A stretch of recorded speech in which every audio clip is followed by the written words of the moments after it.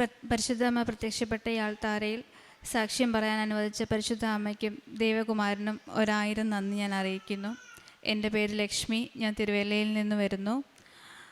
ഞാൻ 11/1/2023 മുതൽ ഉടമ്പടിയിലാണ്.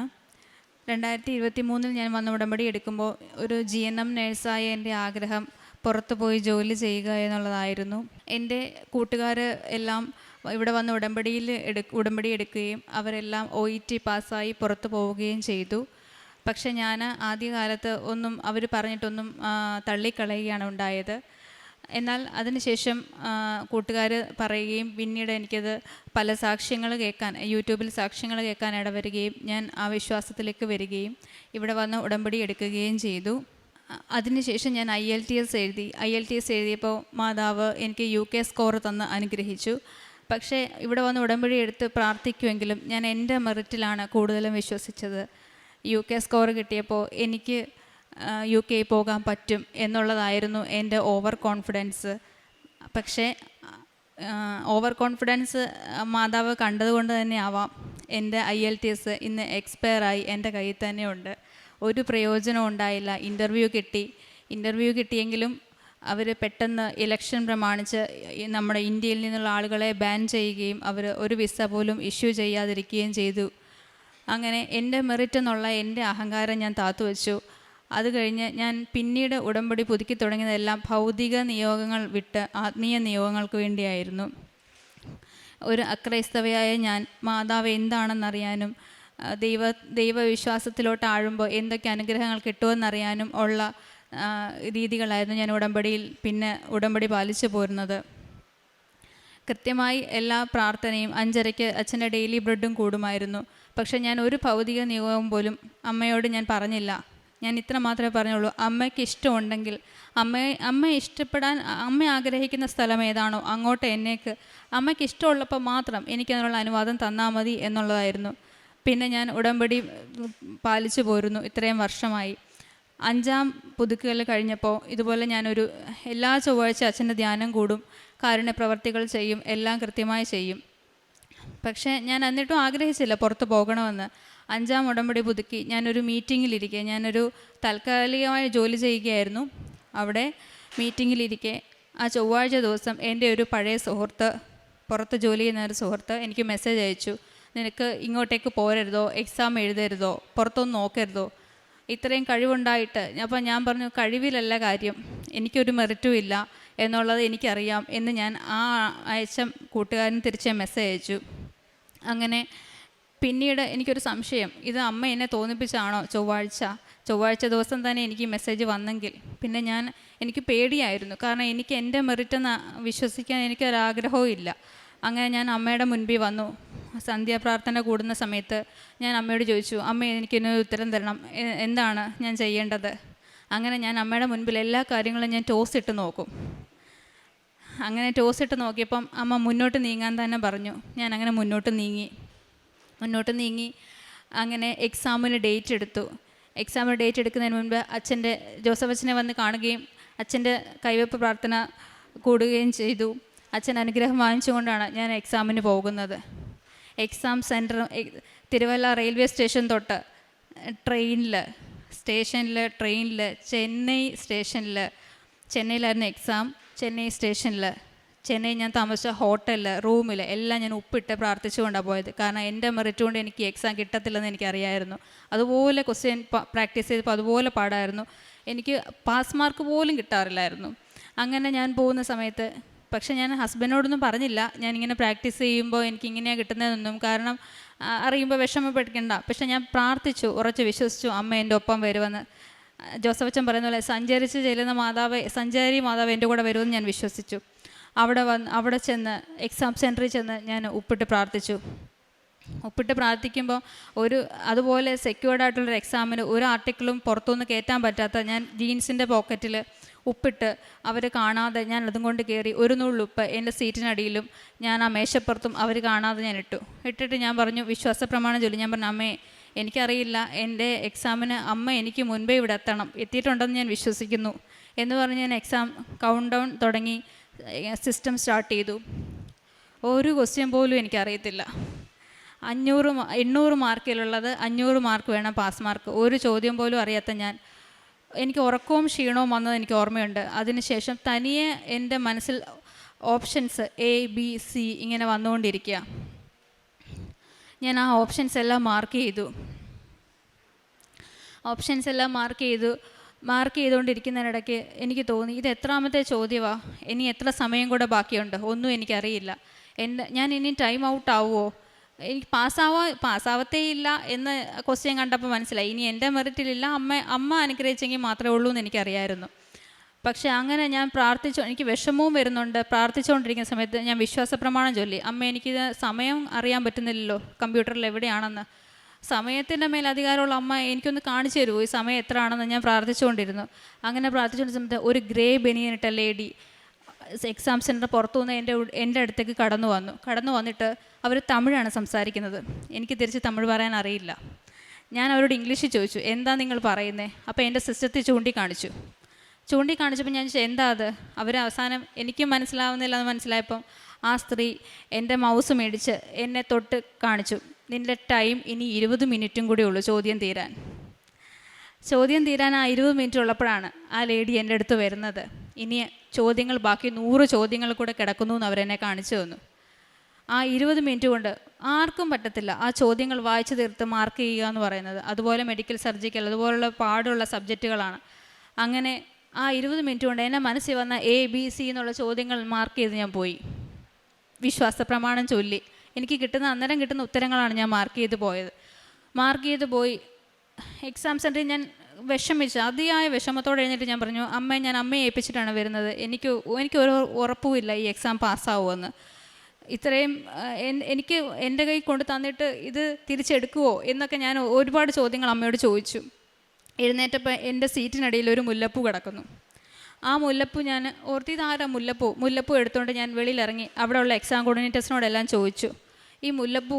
അന്നേരം അവരെന്നോട് തിരിച്ചു പറഞ്ഞു, ഒരു ഹെയർ ആർട്ടിക്കിൾ പോലും കയറ്റാത്ത നിങ്ങളുടെ ഹെയർ ആർട്ടിക്കിൾ അഴിച്ചു വെപ്പിച്ചെങ്കിൽ ആ മുല്ലപ്പൂ എവിടെ നിന്ന് വന്നു? നിങ്ങൾ എന്തൊരു മണ്ടത്തരമാണ് പറയുന്നത്. ഞാൻ പറഞ്ഞു, അല്ല, ഇത് എൻ്റെ സീറ്റിനടിയിൽ കിടന്നതാണ്. അല്ല, ഇവിടെ ഒരു ഹെയർ ആർട്ടിക്കിൾ എന്നല്ല, ഒരു സാധനങ്ങളും, ഒരു ജപമാല പോലും ഉള്ളിൽ കയറ്റാത്ത നിങ്ങളുടെ സീറ്റിനടിയിൽ ഇങ്ങനൊരു സാധനം വന്നെന്ന് പറഞ്ഞാൽ ഞങ്ങൾ പോലും ഹെയർ ആർട്ടിക്കിൾസ് ഉപയോഗിക്കുന്നില്ലല്ലോ, പിന്നെ എങ്ങനെയാണ്? പക്ഷെ ഞാൻ ഉറച്ചു വിശ്വസിച്ചു അമ്മേൻ്റെ അടുത്ത് വന്നതാണ്, അതാണ് എനിക്കൊരു മുല്ലപ്പൂ തന്നെ എന്നെ അടയാളം സ്ഥിരീകരിച്ചു എന്ന് എനിക്ക് മനസ്സിലായി. ഞാൻ പിന്നെയും എല്ലാ ദിവസവും 5:30 ഡെയിലി ബ്രെഡ് കൂടുകയും പ്രാർത്ഥന നടത്തുകയും പ്രേക്ഷിത പ്രവർത്തനങ്ങൾ ചെയ്യുകയും ചെയ്തു. അങ്ങനെ ഇരിക്കെ ഞാൻ ഒരു ദിവസം ഹസ്ബൻഡിനോട് ഇടയ്ക്കിടയ്ക്ക് പറയും, ഞാൻ എക്സാം തോക്കുമായിരിക്കും, എക്സാം കിട്ടത്തില്ലായിരിക്കും. അതിന് ഹസ്ബൻഡ് പറയും, നീ മാതാവി വിശ്വസിക്കുന്നില്ലേ, അപ്പം നിനക്ക് എക്സാം കിട്ടും എന്ന് ഹസ്ബൻഡ് എന്നോട് പറയും. അങ്ങനെ ഞാൻ ഒരു ദിവസം സ്വപ്നം കണ്ടപ്പോൾ കുറേ ആളുകളുടെ മാർക്ക്, അതിൽ എൻ്റെ മാർക്കും കുറേ പേരുടെ മാർക്ക് മാത്രം വെള്ള കോളത്തിൽ, ബാക്കിയുള്ളവരുടെ എല്ലാം കറുത്ത കോളത്തിലാണ് മാർക്ക്. ആ മാർക്ക് കണ്ടത് 42, വെറും 42 എന്ന മാർക്ക്. അപ്പം ഞാൻ പെട്ടെന്ന് ചാടി എഴുന്നേറ്റ് സമയം നോക്കി, 3 മണിയായപ്പോൾ ഞാൻ നോക്കിയപ്പം എനിക്ക് മനസ്സിലായി 42 എന്ന് പറഞ്ഞാൽ 842 മാർക്ക് തോറ്റു എന്നാണ്. ഞാൻ തോറ്റു എക്സാം എന്ന് ഞാൻ വിചാരിച്ചു. അവസാനം ഞാൻ വീണ്ടും പ്രാർത്ഥിച്ചുകൊണ്ടിരുന്നു. അങ്ങനെ എൻ്റെ ആ മാസാവസാനം എൻ്റെ എക്സാമിന് റിസൾട്ട് വന്നു. 542 എന്ന മാർക്ക് തന്ന് അമ്മ എന്നെ വീണ്ടും പ്രത്യക്ഷീകരണത്തിന് സാക്ഷിയാക്കി എന്നെ ഉയർത്തി. അന്നേരം ഞാൻ 1000 നന്ദി ഞാൻ അമ്മയ്ക്ക് മുട്ടുകുത്തി നിന്ന് 1000 നന്ദി ഞാൻ അറിയിച്ചു. എനിക്ക് വിഷമമാണോ സന്തോഷമാണോ, അമ്മയെ കെട്ടിപ്പിടിക്കാനുള്ള അത്രയും സ്നേഹം എനിക്ക് അമ്മയോട് തോന്നി. അമ്മേനെ വീണ്ടും വീണ്ടും അമ്മയിലേക്ക് അടുപ്പിച്ചുകൊണ്ടിരുന്നു. അത് കഴിഞ്ഞ് പിന്നീട് എൻ്റെ പ്രോസസ്സിങ് എല്ലാം വീണ്ടും ഡിലേ ആയി. എൻ്റെ കൂടെയുള്ളവരെല്ലാം കയറിപ്പോയി, കുറേ പേരൊക്കെ മെഡിക്കൽ റിജക്റ്റായി. ഇങ്ങനെ ഇരുന്ന സമയത്ത് ഞാൻ പക്ഷേ എല്ലാ മാസവും ഇവിടെ വരും, എല്ലാവരും എന്നെ കളിയാക്കിയിട്ടുണ്ട്, ഒരു അക്രൈസ്തവയ നീ എന്തിനാ എല്ലാ മാസവും ഇവിടെ വരുന്നത്? പക്ഷേ ഞാൻ എല്ലാ മാസവും ഇവിടെ വരും. ഒരു ദിവസം ഞാൻ ഇവിടെ വന്ന് അമ്മയെ കാണും. ആ മാസത്തെ പത്രങ്ങൾ എനിക്ക് നിർബന്ധമാണ്, എല്ലാ മാസത്തെ പത്രങ്ങളും മേടിക്കണം, അത് കൊടുക്കണം എന്ന് എനിക്ക് ഭയങ്കര നിർബന്ധമാണ്. അങ്ങനെ ഞാൻ എല്ലാ മാസത്തെ പത്രങ്ങളും മേടിച്ചുകൊണ്ട് പോയി. അങ്ങനെ ഒക്ടോബർ മാസത്തിൽ ഞാൻ മേടിച്ച പത്രത്തിൽ ജപമാല മാസം, ആ മാസത്തിൽ ഞാൻ എഴുതിയിട്ടു. ആ ഒരു ഡേറ്റ് ഡിസംബർ 17 എന്നൊരു ഡേറ്റ് ഞാൻ എഴുതിയിട്ടു. പക്ഷെ ഞാൻ പോലും മറന്നുപോയി ആ ഡേറ്റ് എഴുതിയിട്ടത്. ആ ഡേറ്റ് എഴുതി ഞാൻ എല്ലാ മാസത്തെ ഒരു പത്രം എന്നേലും പോകാൻ പറ്റും വിദേശത്ത് പോകാൻ പറ്റും എന്ന ഡോക്യുമെൻറ്റിൻ്റെ കൂടെ അമ്മ അനുഗ്രഹിക്കുമെന്ന വിശ്വാസത്തിൽ ആ പത്രങ്ങളെല്ലാം ഞാൻ ശേഖരിച്ച് ആ ഫയലിൽ വെക്കുമായിരുന്നു. അങ്ങനെ ഇരിക്കെ ഒരു കഴിഞ്ഞ ചൊവ്വാഴ്ച എനിക്ക് പെട്ടെന്നൊരു ഇൻ്റർവ്യൂ കോൾ വരികയും ഇൻ്റർവ്യൂ ഞാൻ വിശ്വാസപ്രമാണം ചൊല്ലി പ്രാർത്ഥിച്ച് ഇൻ്റർവ്യൂ അറ്റൻഡ് ചെയ്യുകയും ചെയ്തു. എനിക്ക് പാടായിരുന്നു, ഇൻ്റർവ്യൂ ഭയങ്കര പാടായിരുന്നു. പക്ഷേ ഞാൻ പിന്നീട് നോക്കിയപ്പോൾ കലണ്ടറിൽ നോക്കിയപ്പോൾ ആ ചൊവ്വാഴ്ച ഞാൻ പുറത്ത് നിൽക്കുമായിരുന്നു. പുറത്ത് നിന്നപ്പോഴാണ് ഇൻ്റർവ്യൂ വന്നതും ചൊവ്വാഴ്ച. അപ്പോൾ എനിക്ക് ഉറപ്പിച്ചു ചൊവ്വാഴ്ച ഇത് അമ്മ കൊണ്ടു തന്ന ഇൻ്റർവ്യൂ ആണ്. എന്നിട്ട് ഞാൻ വീണ്ടും അമ്മയോട് പറഞ്ഞു, അമ്മ തന്നാണെങ്കിൽ എനിക്ക് വീണ്ടും ഒരു അടയാളം കൂടെ തരണം. അന്ന് തന്നെ അമ്മ എൻ്റെ വിസ നമ്പരും ഇട്ട് തന്നു. എനിക്ക് ഉറപ്പിച്ചു, ഞാനപ്പോൾ ഉറപ്പിച്ചു അമ്മ തന്നാണ്. ആ ചൊവ്വാഴ്ച എനിക്ക് വിസ നമ്പരും ഇൻ്റർവ്യൂ ഓഫർ ലെറ്ററും അമ്മ തന്ന അനുഗ്രഹിച്ച അമ്മ തന്നെയാണ് എനിക്ക് തന്നതെന്ന് എനിക്ക് മനസ്സിലായി. പിന്നീട് അതിൻ്റെ പിറ്റേന്ന് മെഡിക്കലിന് വലിയൊരു അത്ഭുതം എന്ന് പറയട്ടെ, എനിക്ക് കിഡ്നി സ്റ്റോണും യൂറിക് ആസിഡും ഒക്കെയുണ്ട്. ഈ ചെറിയ പ്രായത്തിൽ തന്നെ എനിക്ക് ഇത്രയും പല ബുദ്ധിമുട്ടുകളും ഞാൻ നേരിടുന്നുണ്ട്. അപ്പം ഞാൻ അമ്മയോട് പറഞ്ഞു, എനിക്ക് മുൻപേ അമ്മ അവിടെ എത്തണം, എങ്കിൽ മാത്രമേ എനിക്ക് മെഡിക്കൽ കിട്ടത്തുള്ളൂ. എൻ്റെ കൂടെ ഉള്ളവർക്കൊക്കെ എക്സ്റേ പാച്ചുണ്ട്, എക്സ്റേയിൽ പാടുകളുണ്ട്. എൻ്റെ നെഞ്ചിൽ എക്സ്റേയിൽ പാടുണ്ടോയെന്നൊന്നും എനിക്കറിയത്തില്ലല്ലോ, അവിടെ ചെന്നാലേ അറിയത്തുള്ളൂ. അപ്പം എനിക്ക് മുൻപേ എല്ലായിടത്തും അമ്മ ചെല്ലണമെന്ന് ഞാൻ പ്രാർത്ഥിച്ചു. ഞാൻ അങ്ങനെ പ്രാർത്ഥിച്ച് അക്രൈസ്തവയായതുകൊണ്ട് ബൈബിള് വചനങ്ങളെല്ലാം ഞാൻ എഴുതിയിട്ടാണ് പ്രാർത്ഥിക്കുന്നത്, അല്ലാതെ മനപ്പാടമില്ല. ആ മനപ്പാടം ആവാൻ വേണ്ടി ഞാൻ എഴുതിയിട്ടാണ് പ്രാർത്ഥിക്കുന്നത്. അങ്ങനെ പ്രാർത്ഥിക്കുന്ന സമയത്ത് എറണാകുളത്തായിരുന്നു മെഡിക്കൽ. എറണാകുളം വരെ കൊന്ത ജോലിയാണ് ഞാൻ പോയത്. അവിടെ ചെന്ന് ഓരോ റൂമിലും ഞാൻ കയറുമ്പം ഞാൻ വളരെ ടെൻഷനോട് കൂടിയാണ് കയറുന്നത്. ഉപ്പും ഈ പറഞ്ഞ പോലെ ജീൻസിൻ്റെ പോക്കറ്റിൽ ഇട്ടേക്കുന്നത്, അവർ കാണാതെ ജീൻസിൻ്റെ പോക്കറ്റിൽ ഇട്ട് തൈലം ബാഗിനകത്ത് പാത്ത് വെച്ചിട്ട് ആണ് കൊണ്ടുപോകുന്നത്. എന്നിട്ട് തൈലം ഞാൻ നെഞ്ചിൽ തേച്ച് എക്സ്റേ റൂമിൽ കയറി ബ്ലഡ് കൊടുക്കാൻ നേരം ബ്ലഡിൽ കയ്യിൽ ഞാൻ തേച്ചിട്ട് ആ കുത്തുന്ന ഭാഗത്ത് അവരെടുത്തോട്ടെ ബ്ലഡ് എടുത്തിട്ട് അങ്ങനെ ഞാൻ തേച്ചാണ് മെഡിക്കൽ റൂമിലെല്ലാം കയറി ലാസ്റ്റ് റൂമിൽ ECG റൂമിൽ കയറുന്നതിന് മുൻപ് ഞാൻ ശ്രദ്ധിച്ചു, എനിക്ക് മുൻപേ ഒരു ലേഡി ഈ ജോസഫ് അച്ഛൻ തന്ന ആ കാശ് രൂപം അണിഞ്ഞ് ഒരു ലേഡി എനിക്ക് മുൻപേ കയറുന്നുണ്ട്. എല്ലാ റൂമിലും കയറി ആ സ്ത്രീ തിരിച്ചിറങ്ങിയിട്ട് എന്നെ നോക്കി ചിരിക്കുന്നുണ്ട്. ലാസ്റ്റ് വാക്സിൻ റൂമിൽ ഞാൻ കയറിയപ്പോഴും ആ ലേഡി അവിടെ കയറി ഇറങ്ങി ഞാൻ വെളിയിൽ വന്നിരുന്നു. അവരെൻ്റെ ഇപ്പുറത്ത് വന്നിരുന്നു. എന്നോട് ചോദിച്ചു, എങ്ങോട്ടാണ് പോകുന്നത്? ഞാൻ പറഞ്ഞു, സൗദി. ആദ്യമായിട്ടാണോ? ഞാൻ പറഞ്ഞു, അതെ. പേടിക്കണ്ട കേട്ടോ. എന്നിട്ട് ഇവിടോട്ടാണ് കിട്ടിയത്. ഞാൻ പറഞ്ഞു, സ്ഥലമായിട്ടില്ല, ഇന്ന സ്ഥലമാണ്, ഇന്ന ഹോസ്പിറ്റലാണ്. അന്നേരം എന്നോട് പറഞ്ഞു, പേടിക്കണ്ട, പണ്ട് ഞാൻ അവിടെ കുറേ നാൾ വർക്ക് ചെയ്തിട്ടുള്ളതാണ് കേട്ടോ എന്നോട് പറഞ്ഞു. അപ്പം ഞാൻ ചോദിച്ചു, ഈ കാശ് രൂപം ഇങ്ങനെ ഞാൻ കാശ് രൂപത്തിലുള്ള കൂടുതൽ നോക്കും. അപ്പോൾ എന്നോട് ചോദിച്ചു, കൃപാസനത്തിൽ പോകുന്നുണ്ടോ എന്ന് ഇങ്ങോട്ട് ചോദിച്ചു. ഞാൻ പറഞ്ഞു, ഉണ്ട്. പേടിക്കേണ്ട, മാതാവെല്ലാം നോക്കിക്കോളൂ എന്ന് പറഞ്ഞു. ആ സ്ത്രീ എഴുന്നേറ്റ് പോയി. അത് കഴിഞ്ഞപ്പം എനിക്ക് ഉറപ്പായിരുന്നു അമ്മ എനിക്ക് അടയാളം തന്ന് സ്ഥിരീകരിച്ചാണ്. എനിക്ക് മുൻപേ അമ്മ പോകണമെന്നാണ് ഞാൻ അമ്മയോട് പ്രാർത്ഥിച്ചത്, യാചിച്ചത്. എനിക്ക് മുൻപേ അമ്മ എല്ലാ റൂമിലും കയറി ഇറങ്ങി എന്നെനിക്ക് ഞാൻ വിശ്വസിച്ചു. 3 മണിയായപ്പോൾ എൻ്റെ മെഡിക്കൽ റിസൾട്ട് വന്നു. അമ്മ മെഡിക്കൽ ഫിറ്റാക്കി തന്ന് എന്നെ അനുഗ്രഹിച്ചു. അത് കഴിഞ്ഞ് എനിക്ക് വിസയ്ക്ക് കൊടുക്കണമ്പം ഞാൻ അമ്മയോട് പറഞ്ഞു, അമ്മേ എല്ലാ കാര്യങ്ങളും എൻ്റെ ചൊവ്വാഴ്ചയാണ്. അപ്പോൾ വിസയെ എനിക്ക് ചൊവ്വാഴ്ച തന്നാൽ എനിക്ക് അമ്മ എൻ്റെ കൂടെ ഉണ്ടെന്നുള്ളത് എനിക്ക് ഉറപ്പായേനെ. അങ്ങനെ അവസാനം ചൊവ്വാഴ്ചയാണ് എൻ്റെ വിസ സ്റ്റാമ്പ് ചെയ്തെന്ന് പറഞ്ഞ് ഡിജിറ്റൽ ഡോക്യുമെൻ്റ് എനിക്ക് ഇട്ട് തരുന്നതും ചൊവ്വാഴ്ചയായിരുന്നു, ഈ കഴിഞ്ഞ ചൊവ്വാഴ്ച. ഇപ്പം ഞാൻ വിസയും കൈപ്പറ്റി നേരെ എറണാകുളത്തുനിന്ന് നേരെ ഇങ്ങോട്ടാണ് വന്നത് അമ്മയോട് സാക്ഷ്യം പറയാനായിട്ട്. ഇത്രയും അനുഗ്രഹങ്ങൾ തന്ന അമ്മയ്ക്ക് 1000 നന്ദി. പ്രേക്ഷിത പ്രവർത്തനമായിട്ട് ഞാൻ ചെയ്യുന്നത് പ്രധാനമായും കിഡ്നി രോഗികൾ, ക്യാൻസർ രോഗികൾ. ഞാൻ ഫീൽഡ് തല ജോലികളൊക്കെ ചെയ്യുന്ന ആളാണ്. അപ്പോൾ ഫീൽഡിലൊക്കെ പോകുന്ന സമയത്ത് ഒരുപാട് ക്യാൻസർ രോഗികളൊക്കെ കാണാൻ പറ്റും. അവിടെ അവർക്ക് ചെയ്യാൻ പറ്റുന്ന സഹായം ചെയ്യും. പിന്നെ പത്രം വാങ്ങിച്ച് ആദ്യം ഞാൻ അവർക്ക് കൊടുത്തിട്ടേ മറ്റാർക്കും കൊടുക്കത്തുള്ളൂ. കാരണം കുറേ പേര് എന്നെ നോക്കി ഇരിക്കുന്നവരുണ്ടായിരുന്നു ഫീൽഡിൽ, അവർ ആ പത്രം വായിക്കാൻ വേണ്ടിയിട്ട്. അങ്ങനെ അതുകൂടാതെ ഞാൻ ജോസഫ് അച്ഛൻ പറയും, വിശേഷവിധിയായി ചെയ്യണം എന്തെങ്കിലും ധ്യാനത്തിൽ, അല്ലാതെ ചുമ്മാ എന്തെങ്കിലും കാണിച്ചിട്ട് ഒരു കാര്യവും ഇല്ലെന്ന് അച്ഛൻ പറയും. അപ്പോൾ എനിക്ക് ഒരു ദിവസം ഞാൻ നോക്കിയപ്പം ആലോചിച്ചു, സാക്ഷ്യങ്ങൾ കേട്ടപ്പോൾ ഞാൻ ആലോചിച്ചു, വിശേഷവിധിയായി പ്രത്യക്ഷീകരണ പ്രാർത്ഥന എഴുതി എല്ലാ പേപ്പറിലും പിൻ ചെയ്ത് കൈവച്ച് എഴുതി എല്ലാ പേപ്പറിലും പിൻ ചെയ്ത് ഞാൻ എല്ലായിടത്തും കൊടുക്കുമായിരുന്നു. അങ്ങനെ പ്രേക്ഷിത പ്രവർത്തനം ചെയ്യും. പിന്നെ കിഡ്നി രോഗികൾക്കൊക്കെ ധനസഹായം, എന്നെക്കൊണ്ട് പറ്റുന്ന ചെറിയ സഹായങ്ങളാണേലും ഞാൻ ഓൺലൈനിൽ എനിക്ക് അറിയാവുന്ന ആളുകൾക്ക് ഞാൻ അങ്ങനെ ചെയ്തു കൊടുക്കുമായിരുന്നു. പിന്നെ ഏറ്റവും ഉടമ്പടിയിൽ നിന്ന് എനിക്ക് കിട്ടിയ ശത്രുക്കളോട് ക്ഷമിക്കാൻ പറ്റിയത്. എനിക്ക് ഭയങ്കര മനസ്സിൽ പകവച്ച് പെരുമാറുന്ന സ്വഭാവമായിരുന്നു. എന്നോട് മോശമായിട്ട് പെരുമാറിയ ഓരോരുത്തരോടും ഞാൻ അങ്ങനെയായിരുന്നു പെരുമാറിക്കൊണ്ടിരുന്നത്. അതിൽ നിന്നൊക്കെ ഒരുപാട് വ്യത്യാസപ്പെട്ട് അവരോടൊക്കെ എളിമപ്പെട്ട് അങ്ങോട്ട് കയറി മിണ്ടാനും അങ്ങോട്ട് മെസ്സേജ് അയക്കാനും വിളിക്കാനും ഒക്കെ എനിക്ക് അതിനുള്ള കൃപയും അമ്മ എനിക്ക് തന്നു. മാതാപിതാക്കളോടാണേലും എല്ലാവരോടും എനിക്ക് അനുകമ്പയും ഒരു വയ്യാഴിയെന്ന് പറഞ്ഞാൽ ആരോടായാലും അനുതാപവും അനുകമ്പയും എല്ലാം, എനിക്ക് തെറ്റ് ചെയ്താൽ കുറ്റബോധവും എല്ലാം എനിക്ക് അമ്മ അതിനുള്ള കൃപയെല്ലാം തന്നു. അമ്മയ്ക്ക് 1000 നന്ദി. ഇനി സാക്ഷ്യങ്ങൾ പറയാൻ അമ്മ എനിക്ക് അനുഗ്രഹം തരട്ടെ ഞാൻ പ്രാർത്ഥിക്കുന്നു. കർത്താവേ, അങ്ങയുടെ അനുഗ്രഹങ്ങൾ എത്ര വിപുലമാണ്. തൻ്റെ ഭക്തർക്ക് വേണ്ടി അവിടുന്ന് അവ ഒരുക്കി വച്ചിരിക്കുന്നു. അങ്ങയിൽ അഭയം തേടുന്നവർക്ക് അവ പരസ്യമായി നൽകുന്നു. സങ്കീർത്തനം 31:19. ഉടമ്പടിയിലൂടെ ഉടമ്പടി മക്കൾ ദൈവത്തെ സ്നേഹത്തോടെ ആദരിക്കുകയും അവിടുത്തെ ഇഷ്ടപ്രകാരം ജീവിക്കാൻ ശ്രമിക്കുകയുമാണ് ചെയ്യുന്നത്. ദൈവം തൻ്റെ മക്കൾക്കായി ഒരുക്കി വച്ചിരിക്കുന്നത് അനുഗ്രഹങ്ങളുടെ സമൃദ്ധിയിൽ നിന്നുള്ളതാണ് നമുക്ക് നൽകുന്നത്. ദൈവത്തിൻ്റെ നന്മ അളവറ്റതാണ്. അവിടുത്തെ സ്നേഹവും നമ്മുടെ കണക്കുകൂട്ടലുടെയും പ്രതീക്ഷകളിലും ഒതുങ്ങാത്ത ഒരു അളവറ്റ സ്നേഹമാണ്. ദൈവത്തിൻ്റെ പ്രവർത്തനമാണ് നമ്മൾ ഉടമ്പടി സാക്ഷ്യത്തിൽ മറ്റുള്ളവരുമായി പങ്കുവെക്കുന്നത്. ലക്ഷ്മി എസ് കുമാർ എന്ന മകളുടെ സാക്ഷ്യത്തിൽ നിന്നും നമ്മൾക്കിതാണ് മനസ്സിലാകുന്നത്.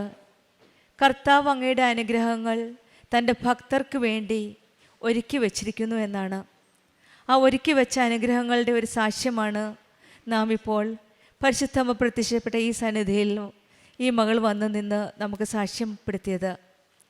ആദ്യമായി തന്നെ കൂട്ടുകാർ പറഞ്ഞപ്പോൾ വിശ്വസിക്കാതിരുന്നതും പിന്നീട് ഇവിടെ വന്ന് ഉടമ്പടി എടുത്ത് പ്രാർത്ഥിക്കുകയും IELTS എഴുതി UK സ്കോർ കിട്ടിയ ശേഷം ഒരു നല്ലൊരു കോൺഫിഡൻസ്, പെർഹാപ്സ് ഓവർ കോൺഫിഡൻസ് ആയിരുന്നു. പിന്നെ ഒരു എളിമപ്പെട്ട ജീവിതത്തിലേക്കാണ് ഈ മകളെ ഈശോയും അമ്മയും കരം പിടിച്ച് നടത്തിയത്. പിന്നീട് എല്ലാ ഭൗതിക കാര്യങ്ങളും വിട്ടിട്ട് ആത്മീയമായിട്ടുള്ള ജീവിതം നയിക്കാനാണ് ഈ മകൾ ആഗ്രഹിച്ചത്. സ്വന്തം ഇഷ്ടത്തിൽ നിന്ന് പിന്നീട് അമ്മയുടെ ഇഷ്ടത്തിലേക്കാണ് മാറ്റിയത്. ദൈവഹിതമനുസരിച്ച് ജീവിക്കുവാനും അവിടെ ആ ഉടമ്പടി ജീവിതം ഭക്തിയോടെ നയിക്കുവാനുമുള്ള ഒരു നല്ലൊരു ആത്മീയ ജീവിതത്തിലേക്കാണ്, ഭൗതിക ജീവിതത്തിൽ ഉള്ള എല്ലാ കാര്യങ്ങളും വിട്ട് ഈ മകള് പതുക്കെ മുന്നോട്ട് നയിക്കാൻ തീരുമാനിച്ചത്. 5ാം ഉടമ്പടി പുതുക്കിയപ്പോഴാണ് അടുത്ത എക്സാമിനുള്ള ഡേറ്റ് ഇട്ടത്, പ്രാർത്ഥിച്ചതും. ചെന്നൈയിലായിരുന്ന എക്സാം. പോകുന്ന വഴിക്ക് മുഴുവൻ പ്രാർത്ഥിച്ചു. പക്ഷെ അവിടെ ചെന്നപ്പോൾ പ്രതീക്ഷകളെല്ലാം അസ്തമിക്കുന്നത് പോലെ പരീക്ഷ വളരെ കഠിനമായിരുന്നു. എപ്പോഴും ഈ മകൾ എല്ലാ കാര്യത്തിലും ഒരേ ഒരു പ്രാർത്ഥനയാണ് നമുക്ക് കേൾക്കുവാൻ സാധിക്കുന്നത്. അമ്മേ, എനിക്ക് മുൻപേ പോകണമെന്നാണ്. എല്ലായിടത്തും ഈ മകൾക്ക് ഈശോയുടെ അമ്മയുടെ സാന്നിധ്യം മനസ്സിലാക്കാൻ സാധിച്ചതാണ് നമ്മൾ വീണ്ടും കാണാൻ സാധിക്കുന്നത്. പരീക്ഷ എഴുതി എഴുന്നേറ്റപ്പോഴും ആ മുല്ലപ്പൂ അവിടെ ഉണ്ടായിരുന്നതും പിന്നീട് മെഡിക്കൽ ടെസ്റ്റിന് പോയപ്പോഴും അമ്മയുടെ സാന്നിധ്യം വളരെ ശക്തമായിട്ടാണ്. ഈ മകൾ പ്രാർത്ഥിച്ചപ്പോഴൊക്കെ അമ്മ എനിക്ക് മുൻപേ പോകണമെന്ന് പറഞ്ഞപ്പോൾ അമ്മയും ഈശോയും കൂടെയാണ് ഈ മകളുടെ കൂടെ ഉണ്ടായിരുന്നത്. മെഡിക്കൽ ടെസ്റ്റിൻ്റെ പല കോംപ്ലിക്കേഷൻസും ഉണ്ടായിരുന്നതെല്ലാം ഈശോയും അമ്മയോടും പ്രാർത്ഥിച്ചപ്പോൾ, എനിക്ക് മുൻപേ പോകണമെന്ന് പ്രാർത്ഥിച്ചപ്പോൾ ഒരു സ്ത്രീയുടെ രൂപത്തിലാണ് ഈ മകളുടെ മുൻപേ പോയി മകളോട് പറഞ്ഞ് കൃപാസനത്തിൽ പോകുന്നതല്ലേ, പ്രാർത്ഥിച്ചു, ഭയപ്പെടേണ്ട എന്നാണ് ഈ മകളോട് പറഞ്ഞത്. ഉടമ്പടി മക്കളുടെ ജീവിതത്തിലാണ് ഈശോയുടെ അമ്മയുടെ സാന്നിധ്യം നമുക്ക് കൂടുതൽ മനസ്സിലാക്കാൻ സാധിക്കുന്നത്.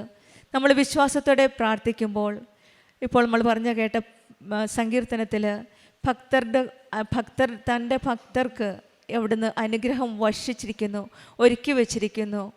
ഈശോയിൽ അഭയം തേടുമ്പോൾ ഈശോയും അമ്മയും കൂടെ നിൽക്കുന്ന ഒരു അനുഭവമാണ് നമ്മുടെ ഉടമ്പടി മക്കളുടെ ജീവിതത്തിൽ. വിശേഷവിധിയായിട്ട് ഈ മകൾ പറഞ്ഞത്, പത്രത്തിൻ്റെ കൂടെ ഓരോ പത്രം കൊടുക്കുമ്പോഴും ആ പത്രത്തിൻ്റെ കൂടെ കൈവക്ഷരത്തിൽ എഴുതിയ പ്രത്യക്ഷീകരണത്തിൻ്റെ പ്രാർത്ഥനയാണ് ഈ മകൾ വിശേഷവിധിയായിട്ട് ചെയ്തത്.